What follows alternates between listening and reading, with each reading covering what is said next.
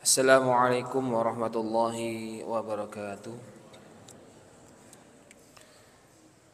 Alhamdulillah walhamdulillah thumma alhamdulillah nahmaduhu wa nasta'inu wa nastaghfiruh wa na'udzu billahi min shururi anfusina wa min sayyiati a'malina may yahdihillahu fala mudilla lahu wa may yudlil fala hadiyalah.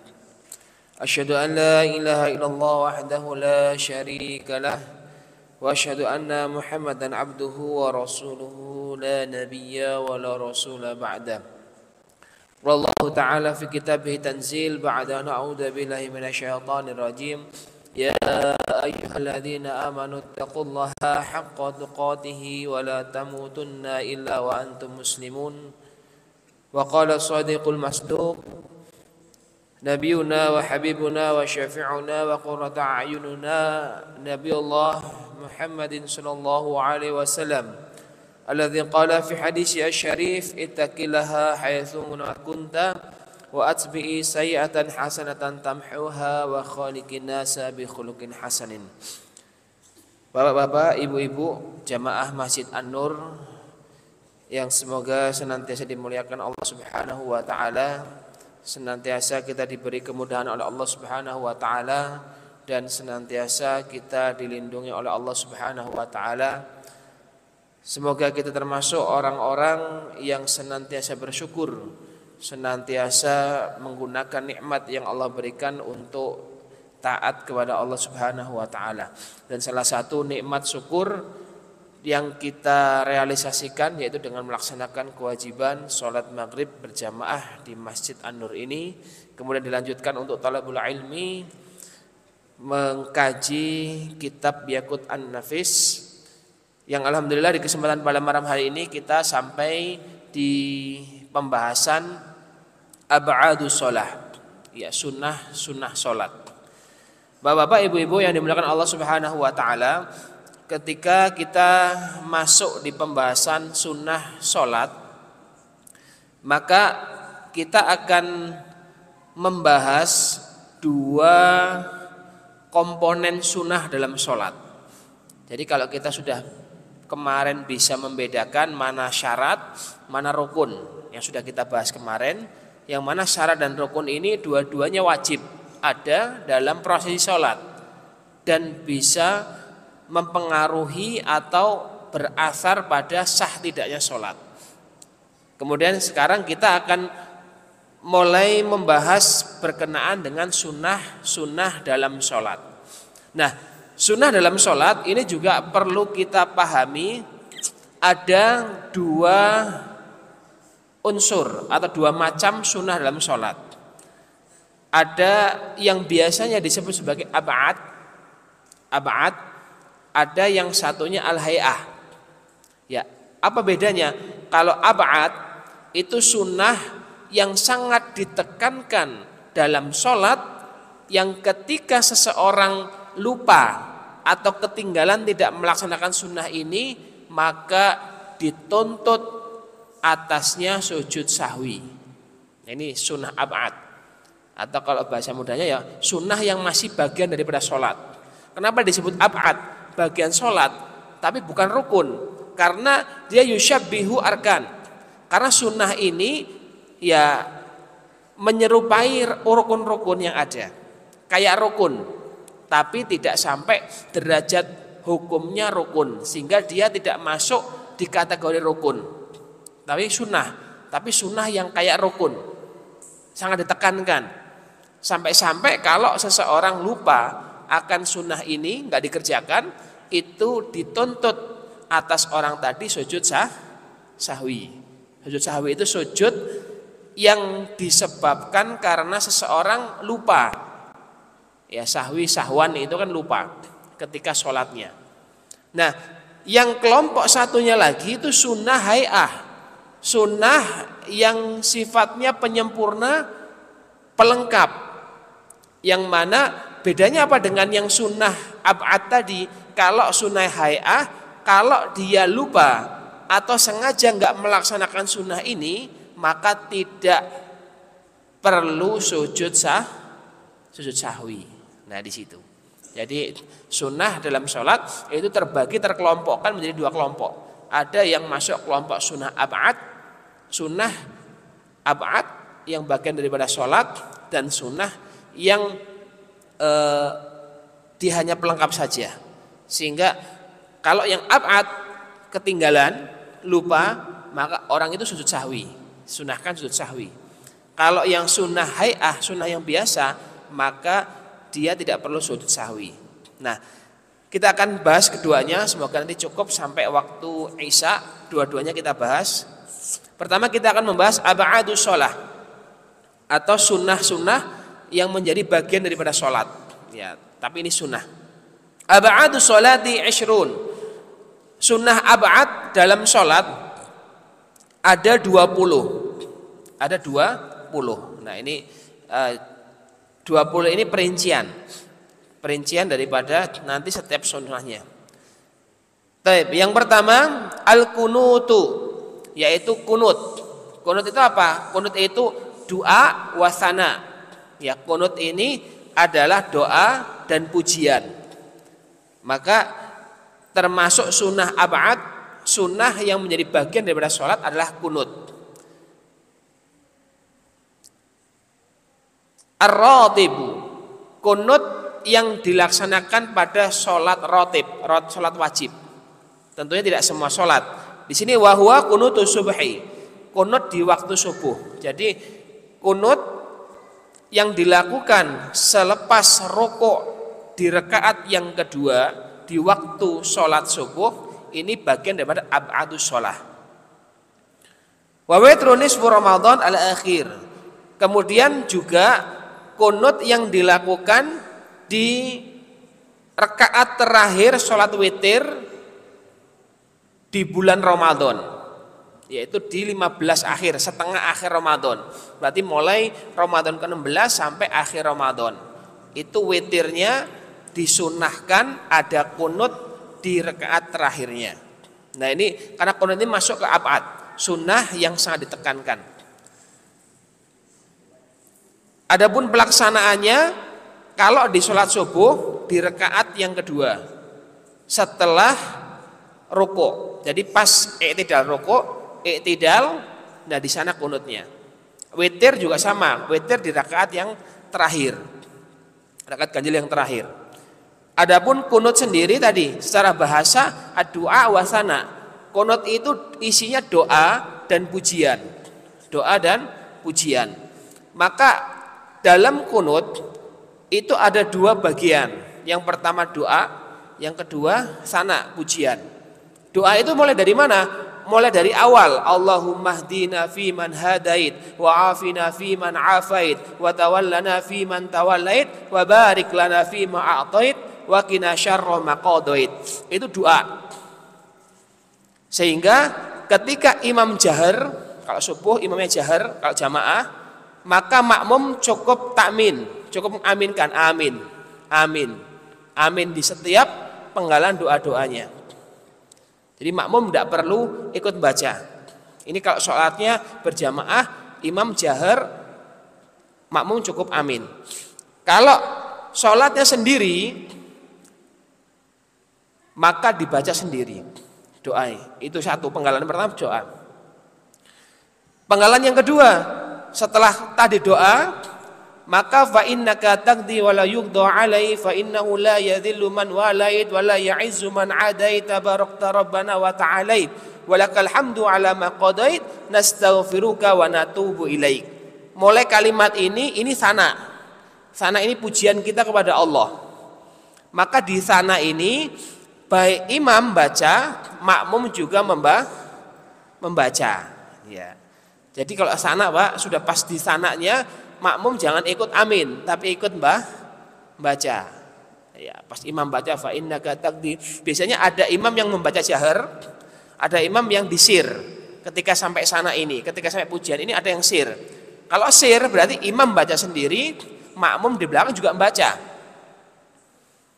Tapi kalau imam jahar, makmum juga ikut baca, ngikuti imam. Nah ini kunut dari doa dan sana. Nah ini kunut di situ. Jadi kunut secara bahasa artinya doa dan pujian, sana.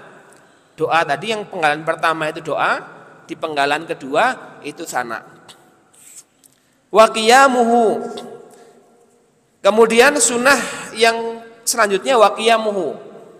Berdiri ketika seseorang sedang melaksanakan kunut. Ini juga sunnah ab'ad.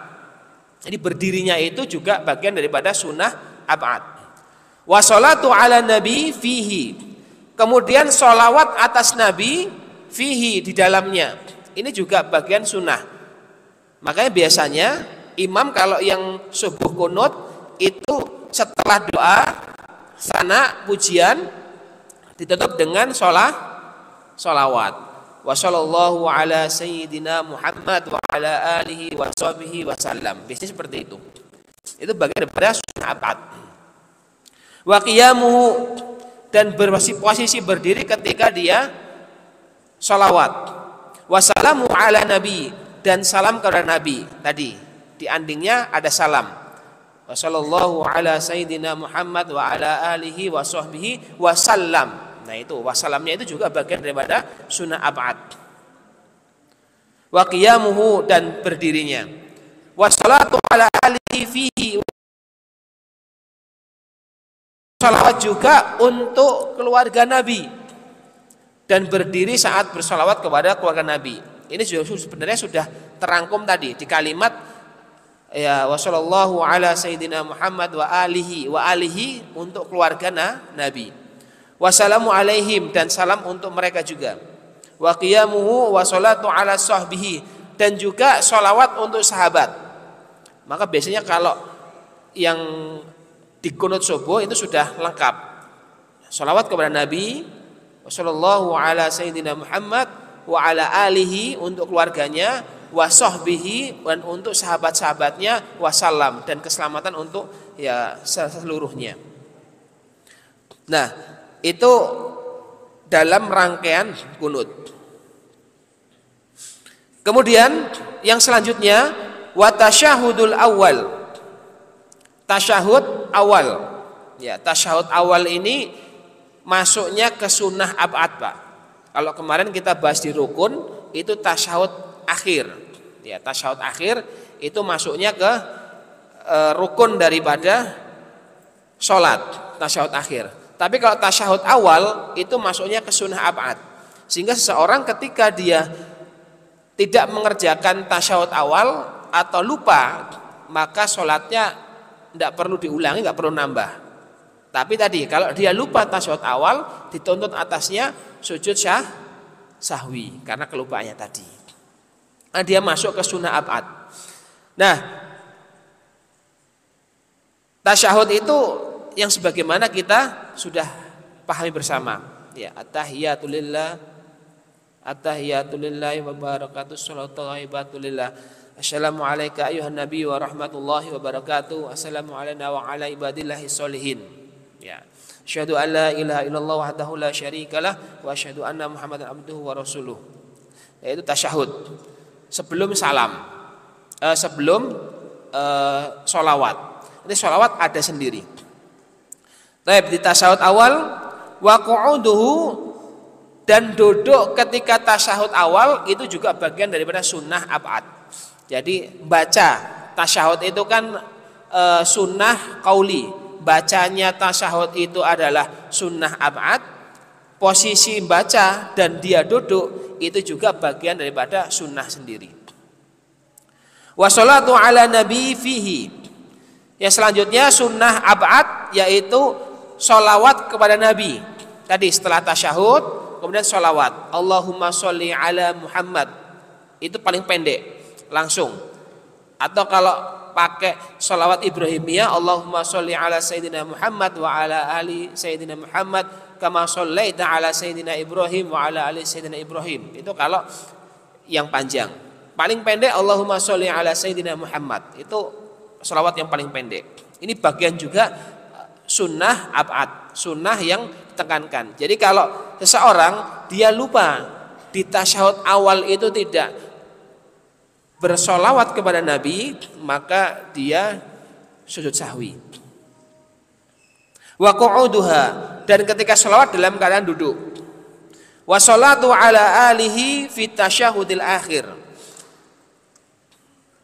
dan sholawat kepada keluarga Nabi di tasyahud akhir.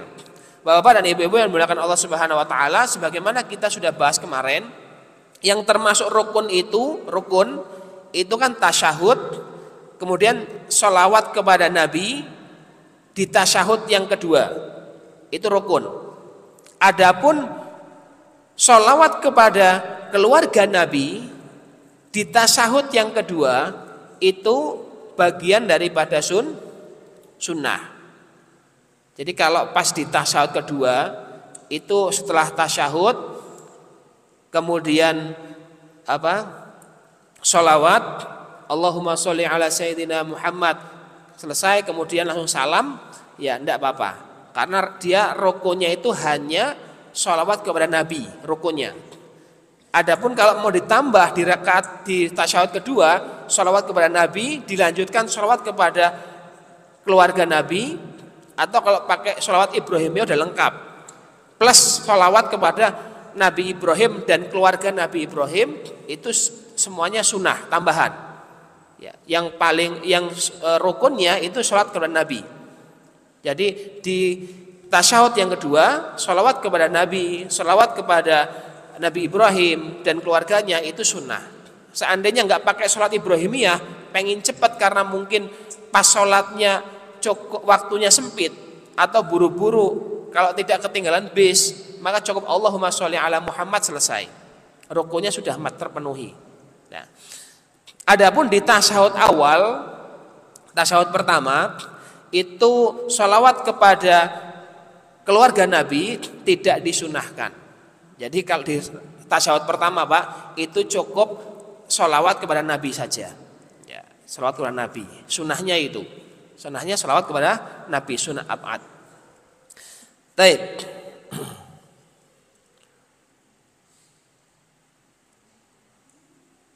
Wa qu'uduha, dan posisi duduk ketika sholawat kepada keluarga Nabi. Nah, ini sunnah-sunnah ab'ad. Ini harus dibedakan mana yang termasuk sunnah ab'ad dan mana-mana yang termasuk sunnah-sunnah yang hay'ah biasa. Kalau sunnah ab'ad itu nanti akan berkonsekuensi pada sujud sahwi. Maka orang yang meninggalkannya atau lupa tidak mengerjakannya, dia dituntut atau disunnahkan untuk sujud sahwi sebelum salam. Nah, nanti akan ada di pembahasan sujud sahwi di akhir pembahasan sholat. Nah, adapun sholat sunnah-sunnah berikutnya di pasal berikutnya, wasunanu sholati, sunnah-sunnah dalam sholat. Nah, maksudnya ini adalah sunnah-sunnah hay'ah, sunnah-sunnah yang tidak punya konsekuensi ketika kita meninggalkan, baik sengaja maupun lupa, harus sujud sahwi. Tidak. Maka ini sunnah yang sifatnya pelengkap. Kita mau ambil bagus, dapat pahala, dapat tambahan pahala dari mengerjakan sunnah ini. Kita tidak ambil juga tidak ada konsekuensi apapun. Hatta sujud sahwi pun tidak perlu. Ya, ini sunnah yang sifatnya hay'ah. Sunanu sholati, sunnah-sunnah hay'ah dalam sholat. Sunanu sholati katsiratun minha. Adapun sunnah hay'ah dalam sholat itu sebenarnya banyak Pak. Sebenarnya banyak. Cuman penulis Syekh Sayyid Ahmad bin Umar Asy-Syatiri, beliau mengumpulkan hanya mungkin beberapa yang paling sering dan paling gampang dikerjakan dalam sholat kita. Minimal kalau kita ngerjakan ini ada sekitar 10 lebih, ini dikerjakan, itu sudah bagus. Dan kalau kebanyakan kita ketahui nanti nggak dikerjakan juga tidak manfaat. Sehingga beliau kumpulkan dari banyaknya sunnah-sunnah dalam sholat, itu beliau kumpulkan ada beberapa, mungkin sekitar ya 10 lebih lah. Nah, ini minimal ketika ini dikerjakan sudah baik, sudah bagus. Ya, untuk melengkapi sholat kita. Nah, sebelum kita masuk ke sunnah-sunnah pelengkap atau sunnah-sunnah hay'ah, maka kita perlu ketahui Pak, salah satu faedah sunnah-sunnah itu dikerjakan dalam sholat kita, yaitu untuk menambal. Ya, sebagaimana Imam Ibnu Hajar Al-Haytami dalam kitab Fathul Mubin, syarah dari Arba'in An-Nawawi, ketika menjelaskan hadis tentang sunnah-sunnah, maka beliau mengatakan sunnah ini betul ketika tidak dikerjakan itu tidak ada konsekuensi dari amal ini, amal kita dalam sholat. Namun sunnah-sunnah ini punya faedah, fawaid, yaitu ketika dikerjakan bisa melengkapi dari amal-amal yang sifatnya wajib, bisa melengkapi dari perbuatan-perbuatan rukun yang kita kerjakan dan mungkin kurang sempurna, untuk melengkapi amaliyah sholat kita ketika mungkin tidak maksimal pahala yang kita dapatkan. Sebagaimana kita sholat, terkadang kita sholat itu tidak khusyuk atau kurang khusyuk, sehingga sah tidaknya sholat hubungannya dengan syarat rukun. Ketika syarat rukun tercapai, sudah sah, selesai tanggung jawab kewajiban kita terhadap sholat itu. Namun kesempurnaan pahala sholat itu ada yang mempengaruhi, seperti kekhusyuan, keseriusan kita mengerjakan rukun-rukun itu, sehingga kesungguhan kita menjaga niat dari awal sampai akhir. Maka bisa jadi sholatnya sah tapi pahalanya tidak maksimal, atau sholatnya sah tapi pahala kita banyak yang hilang karena mungkin ada hal-hal makruh yang kita kerjakan dalam sholat. Misal kita sholat, matanya jelalatan kemana-mana, itu makruh. Ya, makruh itu bisa mengurangi pahala daripada amaliyah sholat kita. Bahkan kalau dalam sholat wajib, sholat jamaah, itu hal yang makruh yang kita kerjakan bisa menghilangkan pahala jamaahnya. Sampai seperti itu. Sehingga biar jadi sholat yang kita kerjakan itu sah, tetapi mungkin pahalanya tidak sempurna atau terkurangi dengan makruh-makruh yang kita sengaja atau tidak sengaja kerjakan dalam sholat, atau ketidaksempurnaan hadirnya hati kita dalam sholat. Sehingga disinilah dibutuhkan amal-amal sunnah dalam sholat untuk menambal pahala-pahala sholat kita yang mungkin hilang atau berguguran karena sebab tertentu, sehingga butuh yang sunnah. Nah, maka perlu kita, walaupun ini sunnah, nggak ditinggalkan, itu tidak berkonsekuensi apapun dalam sholat kita, namun perlu kita hidupkan dan kita kerjakan semampu kita untuk menyempurnakan pahala sholat yang kita kerjakan. Baik, yang pertama raf'ul yadaini inda takbiratul ihram.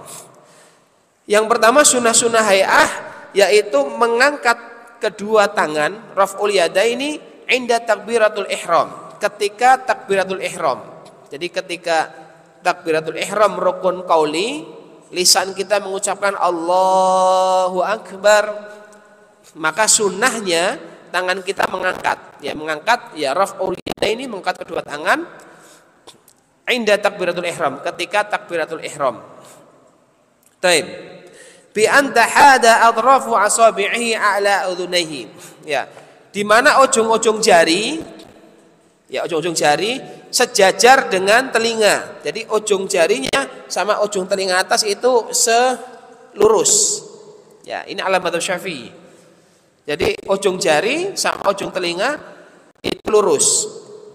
Ya, kita tidak membahas perselisihan para ulama berkenaan dengan hadis. Satu hadis mengatakan di bawah sejajar dengan mankibai, pundak. Ya, karena kita yang bahas adalah kitab mazhab Syafi'i, dan dalam mazhab Syafi'i pendapat yang mu'tamad itu ujung jari lurus dengan telinga. Artinya ujung jari atas dengan telinga atas itu lurus. Ya, berarti posisi takbiratul ihram itu ke atas. Kemudian wa ibhamuhu syahimataihima, jempolnya itu lurus dengan bagian bawah atau bagian lubang telinganya.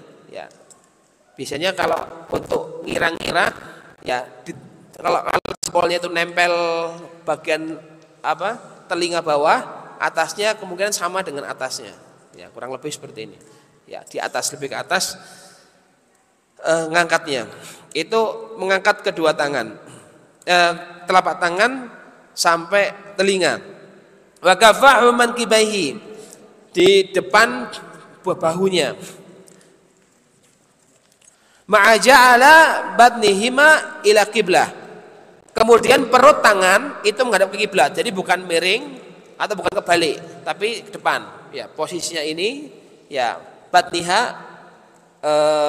perut telapak tangan menghadap ke kiblat. Ya, ke kiblat diangkat ke atas. Wa imalahu atrafiha syai'an qalilan ilaiha. Kemudian ujung atraf, ujung-ujung jari itu rada menunduk, ujung jarinya menunduk menghadap ke kiblat sedikit saja, jangan terlalu seperti ini, tapi ujung-ujung jarinya itu sedikit ditekuk ke depan, ya. Kalau bahasanya sedikit merunduk, sedikit rokok, ya, menghadap ke kiblat juga. Nah, seperti itu. Jadi enggak lurus tek. Walaupun ini juga ada khilaf dalam ulama mazhab Syafi'i, kalau kaulnya ini kaulnya Imam Romli. Kalau Imam Ibnu Hajar lurus saja. Ya, artinya khilaf. Tapi oleh musannif itu diambilkan kaulnya Imam Ar-Romli, yaitu ujung jarinya nunduk sedikit menghadap ke kiblat. Jadi tidak lurus seperti ini, tidak lurus blek tapi nekuk sedikit. Ya, seperti ini. Nah, itu ada khilaf. Hatta dalam ulama mazhab Syafi'i pun ada khilaf di sana tata cara ini. Artinya ini hal yang wawasan kita dalam fikih, sehingga tata cara yang sunnah pun itu ada beberapa perbedaan pendapat, sehingga ya mau pakai yang lurus boleh, mau yang ini boleh gitu kan. Termasuk mau pakai yang di dada boleh, mau di atas boleh. Cuman kalau kita merujuk di kitab ini, beliau mengambilkan pendapat yang naiknya sampai atas, kemudian jarinya rada menekuk ke depan sedikit. Itu thoriqah ngangkat tangannya. Ngangkat tangan kedua telapak tangan.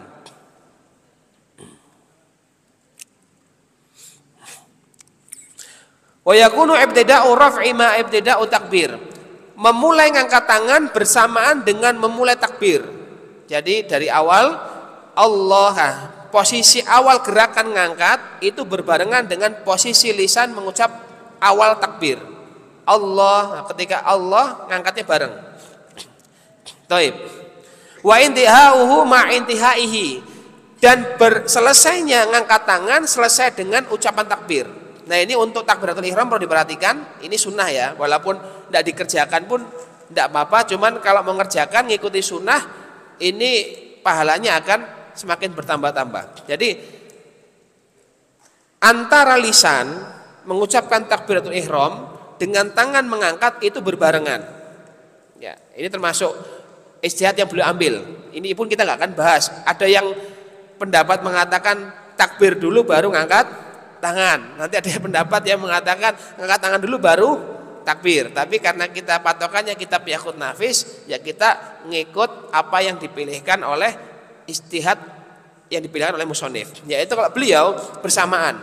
Jadi awal ngangkat Allahu Akbar, selesai awal ngangkat bersamaan dengan awal takbir, selesai ngangkat turun bersamaan dengan selesai takbir. Jadi takbirnya itu berbarengan dengan gerakan tangan mengangkatnya.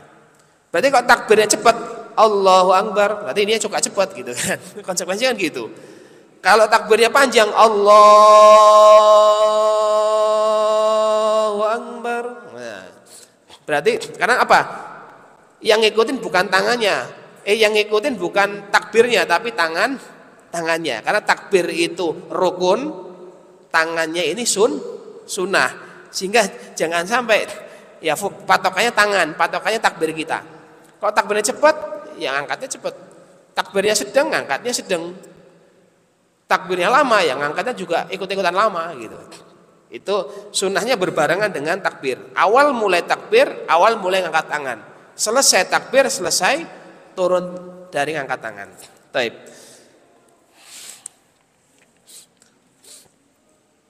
Wa inda ruku'. Yang kedua, mengangkat tangan ketika ruku'. Ini juga sunnah. Jadi kalau mau ruku' dari atas gitu ya. Dari atas ketika seorang itu i'tidal kemudian mau rukuk, seseorang itu dari selesai baca Al-Fatihah atau suratan kemudian mau rukuk juga sama, angkat tangan baru posisi rukuk. Cuman ada beda dengan mengangkat tangan ketika takbiratul ihram. Bedanya di mana? Yaitu inda huwiyyi, ketika seseorang itu mau merunduk, mau dalam posisi rukuk. Fayabda'u raf'u ma ibtida'i takbir. Awal mulai merukuk, ya, awal orang itu mau membungkuk itu bareng dengan takbir. Jadi takbirnya ngikutin ketika dia mau rukuk, Allahu Akbar. Jadi ngikutin daripada bersamaan dengan takbirnya.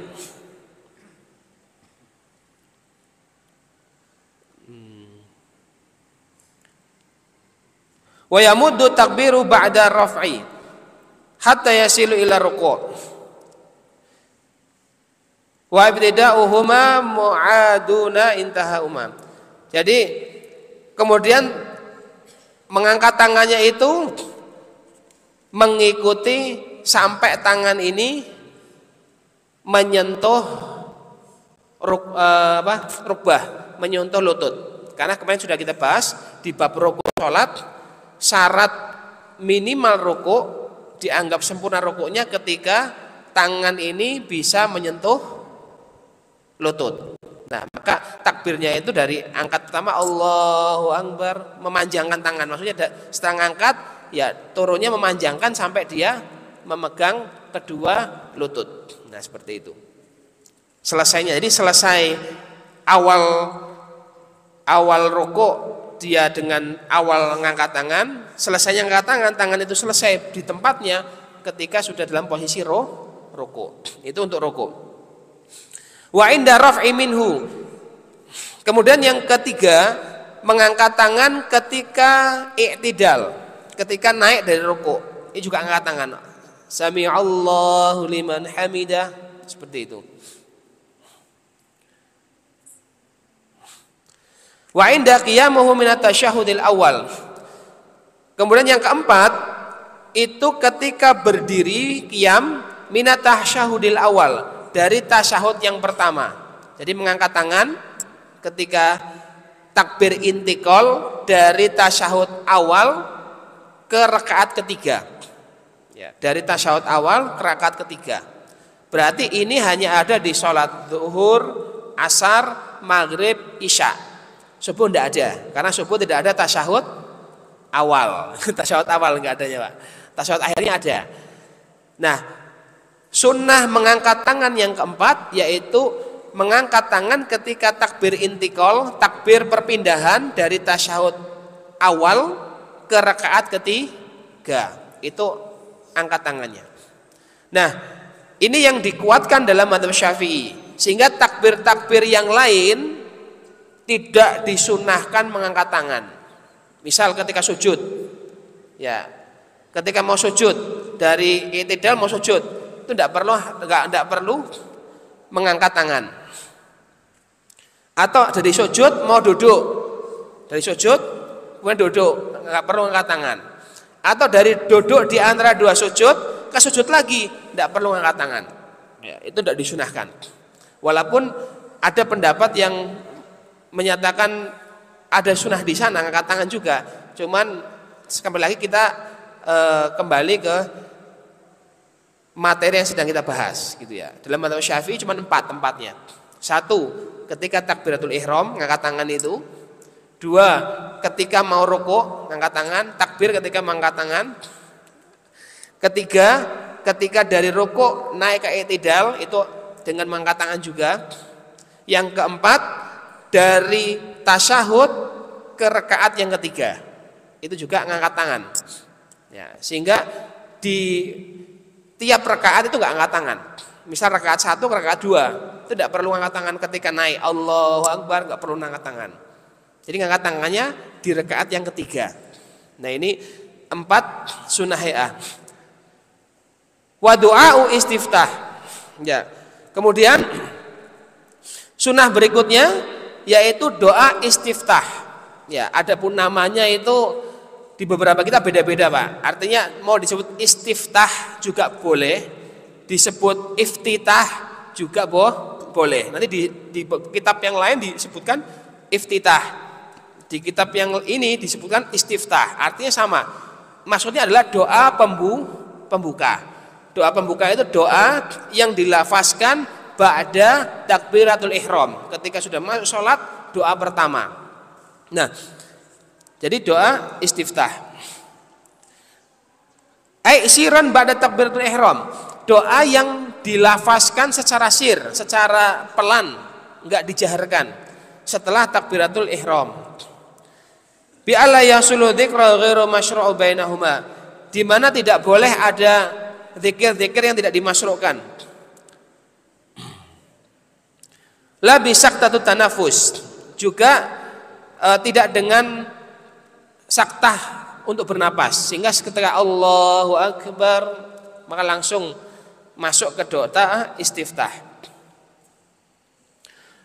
Wa afdalu ma warada fihi, dan doa istiftah yang paling afdol, yang paling kuat, ma warada fihi, yang diriwayatkan oleh Rasul. Ya, ini yang dipilih penulis, Pak, ya. Adapun doa istiftah itu banyak. Ya, macamnya banyak. Hadis yang meriwayatkan pun banyak. Ada yang hadis riwayatnya ini sebagainya. Namun oleh penulis, beliau mengambil dan menganggap yang di antara yang urut-urut itu yang diriwayatkan doa istiftah yang paling afdol, yang paling baik, yaitu yang berlafaz wajhatu wajhiya. Ya, insyaallah kita pun sudah hafal wajhatu wajhiya lilladzi fataras samawati wal arda hanifan muslima wa ma ana minal musyrikin. Inna sholati wa nusuki wa mahyaya wa mamati lillahi rabbil alamin la syarika lahu wa bidzalika wa umirtu wa ana awwalul muslimin. Nah, itu oleh penulis Syekh Ahmad bin Umar Asy-Syatiri, beliau menganggap ini istiftah yang paling afdol. Walaupun beliau tidak menafikan banyak urut-urut doa istiftah yang diriwayatkan dalam hadis yang lain, ada Allahumma ba'id baini, ada lagi yang lain-lain dan sebagainya. Itu semuanya diriwayatkan, asal jelas dasar landasan hadisnya. Cuman dari sekian riwayat ma warada fihi, dari yang diriwayatkan berkenaan dengan doa istiftah, ya beliau mengambil istihad doa yang wajhatu wajhiya lillazi sampai akhir ila akhir, itu yang afdol. Itu yang afdol. Adapun yang biasa pakai Allahumma ba'id baini atau kabira walhamdulillah itu tidak masalah. Itu boleh. Nah, doa istiftah. Selanjutnya wa ta'awudz. Sunnah berikutnya yaitu ta'awudz. Ta'awudz itu setelah istiftah. Istiftah kemudian ta'awudz. Termasuk istiftah itu tafutu, dia akan hilang, sudah hilang kesunahannya kalau dia sudah melafazkan ta'awudz. Misal seseorang habis takbiratul ihram, dia lupa tidak membaca istiftah, keburu sudah ta'awudz mau Al-Fatihah, maka ketika dia sudah ta'awudz untuk persiapan Al-Fatihah, maka doa istiftah sudah hilang, sudah lewat, sudah nggak usah diulangi. Seperti itu. Maka ketika ta'awudz lanjut. Maka kalau enggak, istiftah dulu, habis itu ta'awudz. Ta'awudz ini sebelum baca Al-Fatihah, ya sebelum bismillah. Karena bismillah masuk ke dalam Al-Fatihah. Maka ta'awudz itu sunnah. Bismillahnya rukun. Selanjutnya wa ta'minu, yaitu mengucapkan amin. Ta'minu itu mengucapkan amin, itu sunnah. Sunnah.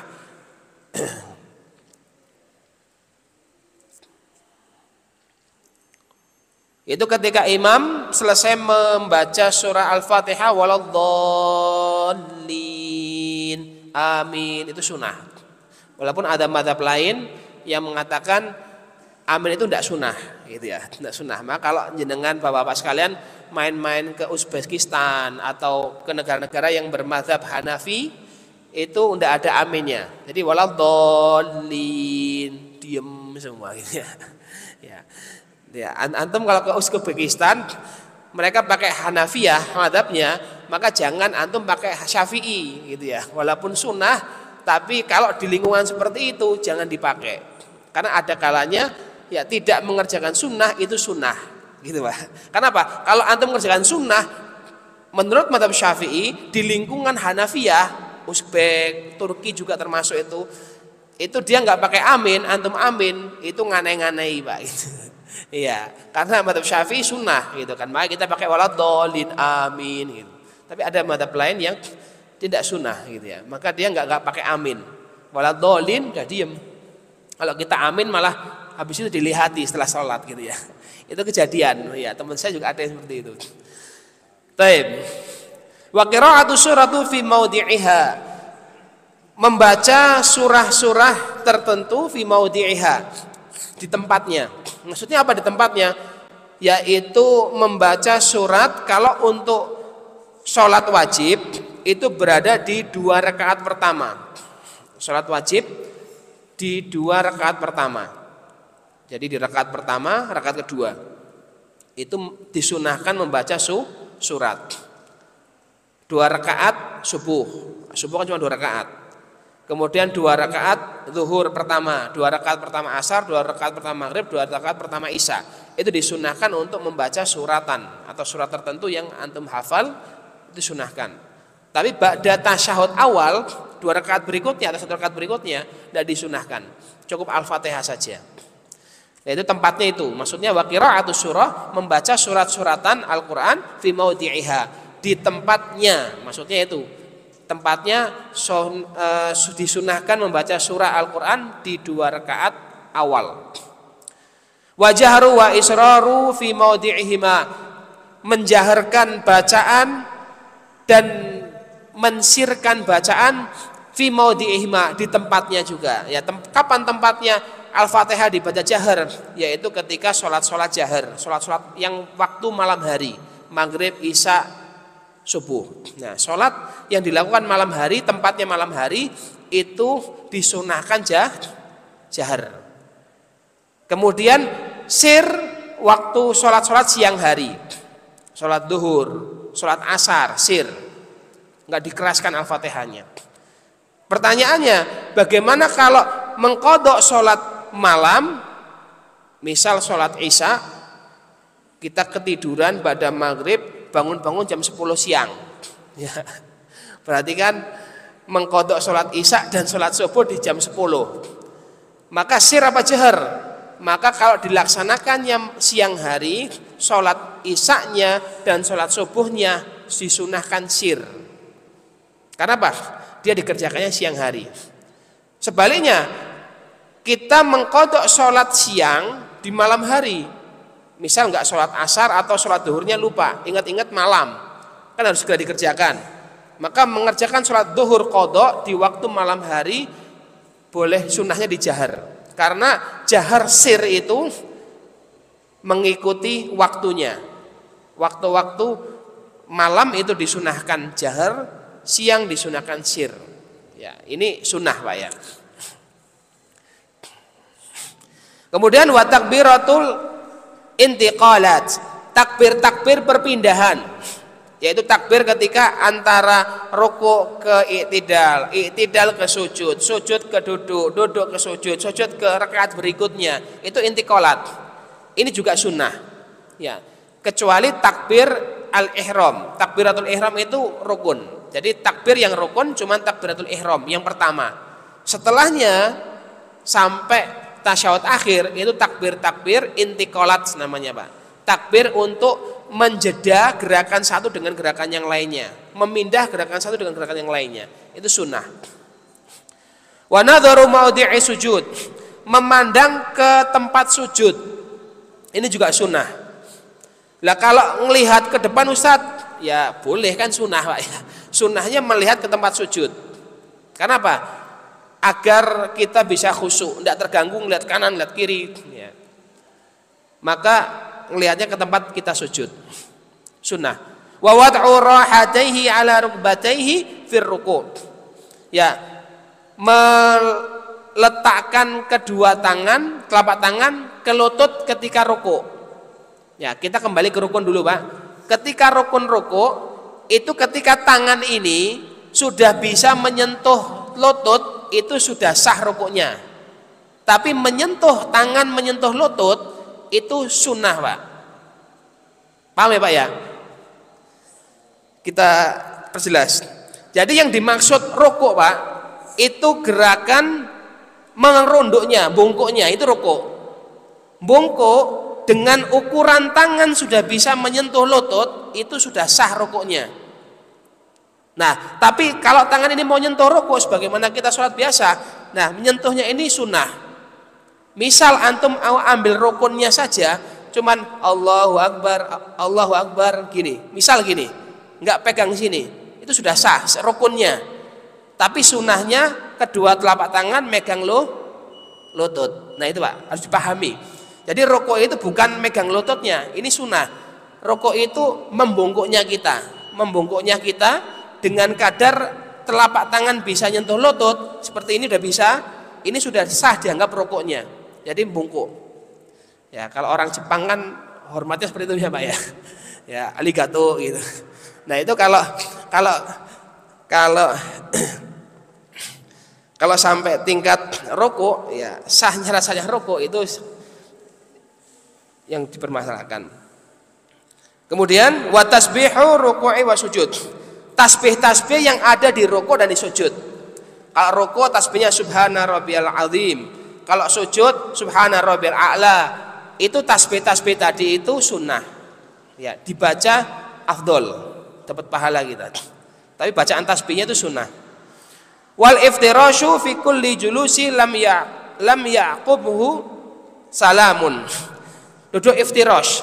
Duduk iftirash itu duduk selain duduk tahiyat akhir, Pak. Jadi duduk iftirash itu duduk kayak kita biasanya duduk di tasyahud awal atau duduk di antara dua sujud, yaitu kaki kanan berdiri, kemudian kita duduk di punggung kaki kiri, itu iftirash. Ya sebagaimana kita sholat itu duduk selain duduk tahiyat akhir.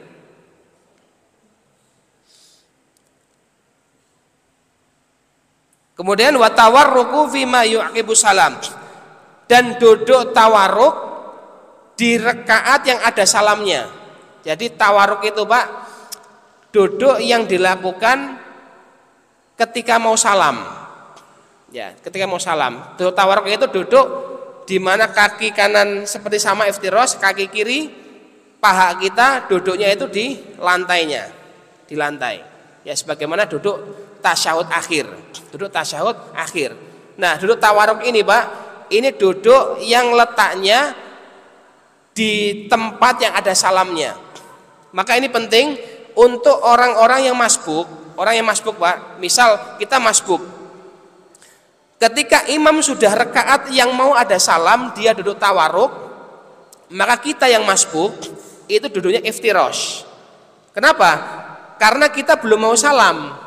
Kita kan masbuk serakaat misal, atau 2 rakaat. Nanti imam setelah salam kita nambah serakaat lagi. Berarti duduknya kita bersama imam yang terakhir tadi itu bukan duduk tawarruk. Sunnahnya, ya walaupun mau tawarruk juga enggak masalah gitu. Cuman sunnahnya duduknya kita iftirash. Kenapa? Karena imam mau salam pakainya tawarruk duduknya, kita makmum itu belum mau salam, sehingga duduknya iftirash. Sehingga duduk tawarruk itu patokannya bukan jumlah rakaat atau terakhir atau bukan. Patokannya di duduk yang dia mau salam setelah duduk itu. Nah, itu tawarruk. Itu kaidahnya seperti itu.